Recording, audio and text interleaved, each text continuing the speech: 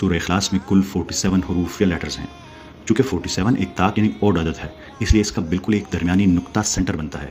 اگر آپ شروع سے 23 حروف لیٹرز گنے اور آخر سے 23 حروف گنے تو بالکل درمیان میں صرف ایک حرف بچتا ہے اور وہ حرف ہے لام.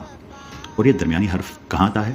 یہ لفظ یلد یعنی اس نے پیدا کیا کا درمیانی حرف ہے، جو اس آیت لم یلد نہ اس نے کسی کو پیدا کیا کا حصہ ہے. ذرا اس گہرے تعلق پر غور کریں. اس لفظ کا مرکزی خیال پیدائش برتھ ہے. جدید بایولوجی میں ہم جانتے ہیں کہ انسانی پیدائش یعنی ایک نئی زندگی کے وجود میں آنے کے لیے بالکل 46 کروموسومز کی ضرورت ہوتی ہے انسان کے لیے. اور یہ کیسے بنتے ہیں؟ ہمیں بالکل 23 کروموسومز والد سے ملتے ہیں اور 23 کروموسومز والدہ سے ملتے ہیں. 23 ایک طرف، 23 دوسری طرف، اور ان کا ملاپ اس لفظ پر ہوتا ہے جس کا مطلب ہی پیدائش ہے. یہ ایک ایسی بایولوجیکل حقیقت ہے جو آج کے جدید دور میں دریافت ہوئی، لیکن اس کا عکس 1400 سال پہلے نازل ہونے والی سورت کے حروف کی گنتی میں بالکل واضح ہے.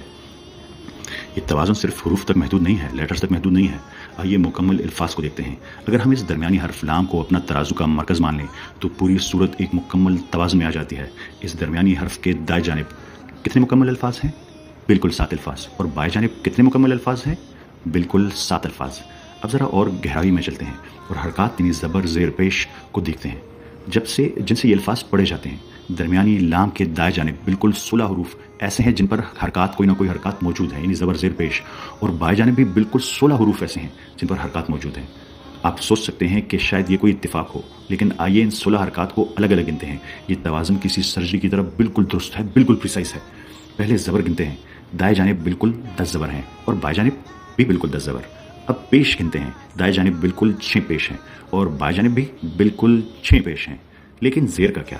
پوری سورہ اخلاص میں صرف ایک زیر ہے، صرف ایک. اور وہ کہاں رکھی گئی ہے؟ وہ بالکل اسی درمیانی نقطے پر موجود لام کے نیچے ہے جو لفظ یلد کا حصہ ہے. یہ زیر وہ مرکزی نقطہ ہے جس پر پوری صورت کا وزن اور توازن قائم ہے. آخر میں کلاسک عربی میں ہر حرف کی ایک عددی قیمت ہوتی ہے جسے نومیریکل ویلیو کہتے ہیں، جسے ابجد کا نظام کہتے ہیں. اگر ہم اپنے مرکز کے دائیں جانب موجود ہر ایک حرف کی ابجدی قیمت کو، ویلیو کو آپس میں جمع کریں تو ان کا مجموعہ 198 بنتا ہے. اور گیس کریں بائیں جانب موجود حروف سے کیا بنے گا؟ بائیں جانب موجود حروف کی ابجدی قیمتوں کو جمع کریں تو ان کا مجموعہ بھی ایگزیکٹ 198 بنتا ہے. آئیے اس ساری بات کا خلاصہ کرتے ہیں. مرکز میں ایک ایسا لفظ ہے جس کا مطلب پیدائش ہے، برتھ ہے. 23 حروف دائیں، 23 حروف بائیں، جو انسانی پیدائش کے لیے درکار کروموسوم کا بالکل عین عکس ہے.